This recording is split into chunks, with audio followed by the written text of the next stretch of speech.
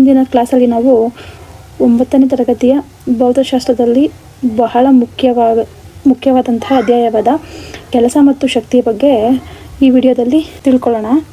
ಈ ವಿಡಿಯೋದಲ್ಲಿ ನಿಮಗೆ ಏನೇನು ಸಿಗುತ್ತಪ್ಪ ಅಂತಂದರೆ ಕೆಲಸ ಅಂದರೆ ಏನು, ಕೆಲಸದ ಡೆಫಿನೇಷನ್ ಏನು, ಮತ್ತು ಕೆಲಸ ಯಾವಾಗ ಆಗುತ್ತೆ ಯಾವಾಗ ಆಗಲ್ಲ, ಮತ್ತು ಕೆಲಸದ ವಿಧಗಳು ಯಾವುವು, ಮೀನ್ಸ್ ಟೈಪ್ಸ್ ಆಫ್ ವರ್ಕ್ ಯಾವ್ಯಾವು, ಅದಕ್ಕೆ ಎಕ್ಸಾಂಪಲ್ಸು ಎಲ್ಲನೂ ಇಂದಿನ ವಿಡಿಯೋದಲ್ಲಿ ನಾವು ನೋಡ್ತಾ ಹೋಗೋಣ. ಎಲ್ಲಕ್ಕಿಂತ ಮೊದಲನೇದಾಗಿ ನೀವು ತಿಳ್ಕೊಬೇಕಾಗಿದ್ದು ಯಾವುದಪ್ಪ ಅಂತಂದರೆ ಕೆಲಸ ಅಂದರೆ ಏನು. ಕೆಲಸ ಅಂದರೆ ಏನಪ್ಪ ಅಂದರೆ ಯಾವುದೇ ವಸ್ತುವಿನ ಮೇಲೆ ಬಲ ಪ್ರಯೋಗಿಸಿದಾಗ ಆ ವಸ್ತು ಬಲದ ದಿಕ್ಕಿನಲ್ಲಿ ಸ್ಥಳಾಂತರ ಹೊಂದಬೇಕು. ಆ ಬಲವು ಮಾಡಿದ ಕಾರ್ಯವನ್ನು ಕೆಲಸ ಅಂತ ಕರಿತೀವಿ. ಈಗ ನೋಡಿ ಫ್ರೆಂಡ್ಸ್, ಯಾವುದೇ ಒಂದು ವಸ್ತುವಿನ ಮೇಲೆ ಬಲವನ್ನು ಪ್ರಯೋಗಿಸಿದಾಗ ಅಂತಂದರೆ, ಫಾರ್ ಎಕ್ಸಾಂಪಲ್ ಒಂದು ಬುಕ್ಕನ್ನು ನೀವು ಮೇಜಿನ ಟೇಬಲ್ ಮೇಲೆ ಇಟ್ಟಿರ್ತೀರಾ.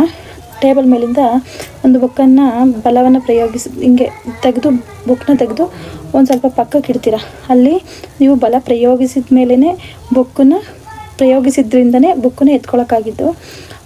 ಬುಕ್ಕನ್ನು ಪಕ್ಕದಲ್ಲಿ ಇಟ್ಟಿದ್ರಿಂದ ಅದು ಸ್ಥಳಾಂತರ ಆಯಿತು. ಅಂದರೆ ಅಲ್ಲಿ ಬಲದ ದಿಕ್ಕಿನಲ್ಲೇ ಕೂಡ ಸ್ಥಳಾಂತರನೂ ಆಯಿತು. ಆವಾಗ ಕೆಲಸ ನಡೆದಿದೆ ಅಂತ ಅರ್ಥ. ಇದನ್ನು ನಾವು ಕೆಲಸ ಅಂತ ಕರಿತೀವಿ.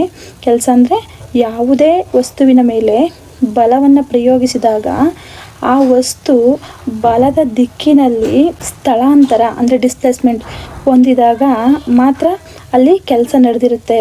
ಇದನ್ನು ನಾವು ಕೆಲಸ ಅಂತ ಕರಿತೀವಿ.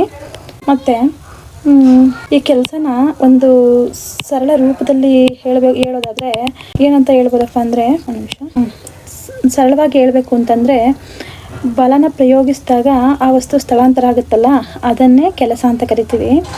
ಅಂದರೆ ಬಲ ಪ್ಲಸ್ ಸ್ಥಳಾಂತರ ಇಸ್ ಈಕ್ವಲ್ ಟು ಕೆಲಸ. ಕೆಲಸ ಅಲ್ಲಿ ಆಗಿದೆ ಅಂತ ಅರ್ಥ. ಉದಾಹರಣೆಗೆ, ನೆಲದ ಮೇಲೆ ಇಟ್ಟಿರುವಂತಹ ಪೆಟ್ಟಿಗೆಯನ್ನು ತಳ್ಳಿದಾಗ ಅದು ಮುಂದೆ ಸರಿದ್ರೆ ಕೆಲಸ ಆಗಿರುತ್ತೆ ಅಂತ. ನೆಲದ ಮೇಲೆ ಇಟ್ಟಿರೋ ಒಂದು ಪೆಟ್ಟಿಗೆನ ಅಂತಹ ಒಂದು ಪೆಟ್ಟಿಗೆನ ಯಾರಾದರೂ ಒಬ್ಬರು ಇಲ್ಲಿ ತಳ್ಳಿದ್ರು ಅಂತ ಅಂದರೆ ಅದು ಮುಂದೆ ಇದನ್ನ ತಳ್ಳಿದಾಗ ಅದು ಮುಂದೆ ಸರಿದ್ರೆ ಅಲ್ಲಿ ಬಲನೂ ಪ್ರಯೋಗ ಆಯಿತು, ಮತ್ತು ಅದು ಆ ವಸ್ತು ಸ್ಥಳಾಂತರನೂ ಹೊಂದಿತು. ಆಗೇನಾಯಿತು, ಕೆಲಸ ಆಗಿದೆ ಅಂತ ಅರ್ಥ. ಮತ್ತು ಎರಡನೇದಾಗಿ ಉದಾಹರಣೆ ನೋಡೋದಾದರೆ, ಗೋಡೆಯನ್ನು ಎಷ್ಟು ಬಲವಾಗಿ ತಳ್ಳಿದರೂ ಸಹ ಅದು ಸರಿಯೋದೇ ಇಲ್ಲ, ಇದ್ದ ಜಾಗದಲ್ಲೇ ಇರುತ್ತೆ. ಅಲ್ಲಿ ಬಲ ಪ್ರಯೋಗ ಆಗಿರುತ್ತೆ, ಆದರೆ ಸ್ಥಳಾಂತರ ಆಗಿರೋದಿಲ್ಲ. ಬಲ ಪ್ರಯೋಗ ಆಗಿದ್ದು ಸ್ಥಳಾಂತರ ಆಗಿಲ್ಲದೆ ಇದ್ದರೆ ಅದನ್ನು ನಾವು ಏನಂತ ಕರಿತೀವಪ್ಪ ಅಂತಂದರೆ, ಇಲ್ಲಿ ಕೆಲಸ ಅಂತ ಕರೆಯಲ್ಲ, ಕೆಲಸ ಆಗಿರೋದಿಲ್ಲ ಅಂತ ಕರಿತೀವಿ. ಇಲ್ಲಿ ನೋಡಿ, ಫಸ್ಟ್ ಎಕ್ಸಾಂಪಲಲ್ಲಿ ನೆಲದ ಮೇಲೆ ಇಟ್ಟಿರುವಂಥ ಪೆಟ್ಟಿಗೆನ ತಳ್ಳಿದಾಗ ಬಲ ಪ್ರಯೋಗ ಆಯಿತು, ಅದು ಮುಂದಕ್ಕೆ ಸರಿತಲ್ಲ, ಅದು ಸ್ಥಳಾಂತರ ಆಯಿತು. ಆವಾಗ ಏನಾಯಿತು, ಅಲ್ಲಿ ಕೆಲಸ ಆಯಿತು. ಎರಡನೇ ಕಂಡೀಷನಲ್ಲಿ ನೀವು ನೋಡಿದಾಗ, ಗೋಡೆನ ನೀವು ಎಷ್ಟು ಬಲವಾಗಿ ತಳ್ಳಿದ್ರೂ ಸಹ ಬಲ ಮಾತ್ರ ಪ್ರಯೋಗ ಆಯಿತು, ಅದರಲ್ಲಿ ಯಾವುದೇ ಸ್ಥಳಾಂತರ ಆಗದೆ ಇರೋದ್ರಿಂದ ಕೆಲಸ ನಡೆದಿಲ್ಲ ಅಂತ ನಾವು ಕರಿತೀವಿ. ಮತ್ತು ಇನ್ನು ಸ್ವಲ್ಪ ಎಕ್ಸಾಂಪಲ್ಸ್ ಹೇಳೋದಾದರೆ ಇದಕ್ಕೆ ಫ್ರೆಂಡ್ಸ್, ಈ ಪುಸ್ತಕನ ನಾನು ಆಲ್ರೆಡಿ ಮೊದಲೇ ಹೇಳಿದೆ. ಡೆಫಿನೇಷನ್ ಹೇಳಬೇಕಾದ್ರೆ, ಪುಸ್ತಕನ ಎತ್ತಿದ್ರೆ ಅಲ್ಲಿ ಬಲ ಇದೆ, ಎತ್ತುತ್ತೀವಲ್ಲ ಪುಸ್ತಕನ, ಅಲ್ಲಿ ಬಲ ಪ್ರಯೋಗ ಆಗಿದೆ, ಮತ್ತು ಅದು ಪಕ್ಕಕ್ಕಿಟ್ಟಾಗ ಸ್ಥಳಾಂತರನೂ ಕೂಡ ಆಗುತ್ತೆ, ಅಲ್ಲಿ ಕೆಲಸ ನಡೆದಿದೆ ಅಂತಲೇ ಅರ್ಥ. ಮತ್ತು ಈ ಕೆಲಸ ಆಗಬೇಕಾದ್ರೆ 3 ಕಂಡೀಷನ್ಸ್ ಇದೆ. ಕೆಲಸ ಆಗಬೇಕಾದ್ರೆ ಇಲ್ಲಿ 3 ಕಂಡೀಷನ್ಸ್ ಇದೆ. ಏನಪ್ಪ ಕಂಡೀಷನ್ಸ್ ಅಂತಂದರೆ, ಕೆಲಸ ಆಗಬೇಕಾದ್ರೆ 3 ಕಂಡೀಷನ್ಸ್ ಇದೆ.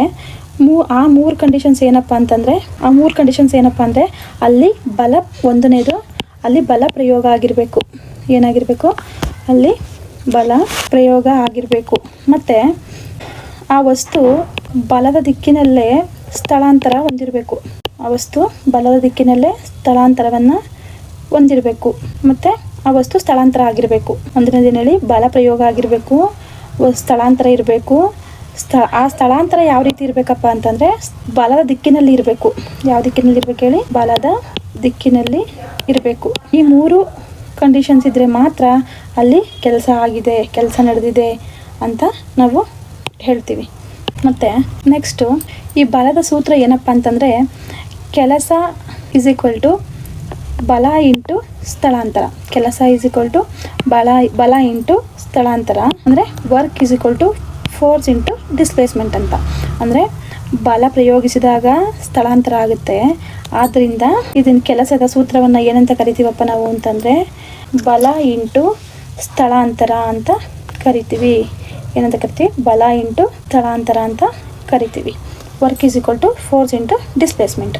ಈ ಬಲದ ಈ ಕೆಲಸದ SI ಯೂನಿಟ್ ಯಾವುದಪ್ಪ ಅಂತಂದರೆ ಜೌಲ್ ಅಂತ. ಕೆಲಸದ SI ಯೂನಿಟ್ ಯಾವುದು ಅಂದರೆ ಜೌಲ್ ಅಂತ ಕರಿತೀವಿ. ಮತ್ತು ಇದಾದಮೇಲೆ ಇಲ್ಲಿ ನೆಕ್ಸ್ಟು ನಿಮಗೆ ಟೈಪ್ಸ್ ಆಫ್ ವರ್ಕ್ ಬರುತ್ತೆ. ಟೈಪ್ಸ್ ಆಫ್ ವರ್ಕ್ ಅಂತಂದರೆ ಕೆಲಸದ ವಿಧಗಳು. ಕೆಲಸದಲ್ಲಿ 3 ವಿಧ.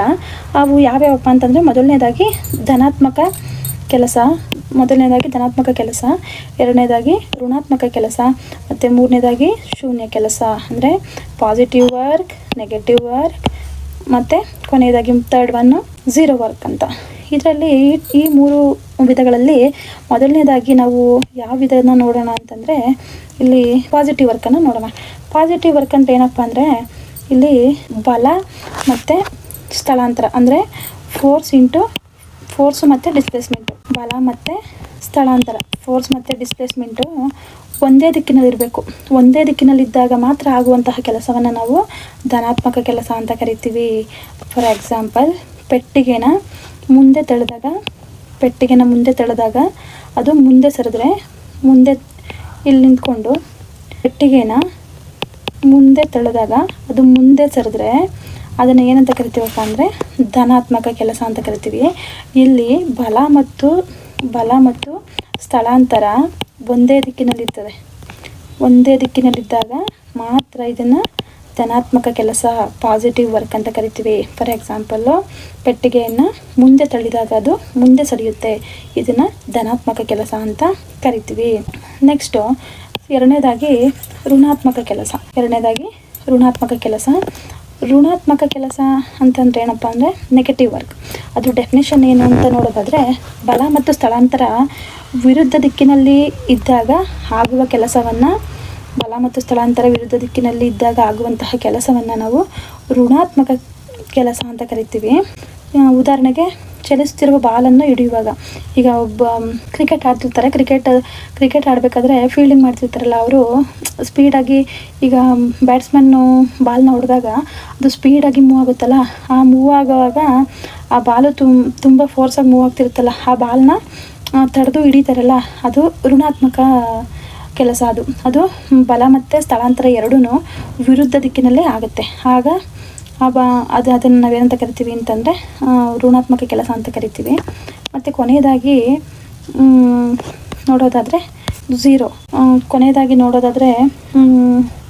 ಶೂನ್ಯ ಕೆಲಸ ಅಂತಂದರೆ ಏನು ಅಂದರೆ ಸ್ಥಳಾಂತರ ಇಲ್ಲದಿದ್ದರೆ, ಅಂದರೆ ಶೂನ್ಯ ಕೆಲಸ ಅಂತಂದರೆ ಏನಪ್ಪ ಅಂದರೆ ಶೂನ್ಯ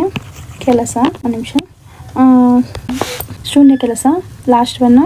ಕೆಲಸದ ವಿಧಗಳಲ್ಲಿ ಕೊನೆಯದಾಗಿ ಶೂನ್ಯ ಕೆಲಸ ಅಂದರೆ ಝೀರೋ ವರ್ಕ್ ಅಂತ ಕರಿತೀವಿ. ಇದು ಏನಪ್ಪ ಅಂದರೆ ಸ್ಥಳಾಂತರ ಇಲ್ಲದೇ ಇದ್ದರೆ ಇದನ್ನು ಇಲ್ಲದಿದ್ದರೆ ಅಲ್ಲಿ ಕೆಲಸ ಏನಾಗಿರುತ್ತೆ? ಝೀರೋ ಆಗಿರುತ್ತೆ. ಇದನ್ನು ಏನಂತ ಕರಿತೀವಪ್ಪ ಅಂದರೆ ಶೂನ್ಯ ಕೆಲಸ ಅಂತ ಕರಿತೀವಿ. ಉದಾಹರಣೆಗೆ ನಾನು ಆಗಲೇ ಹೇಳ್ದಾಗೆ ಗೋಡೆಯನ್ನು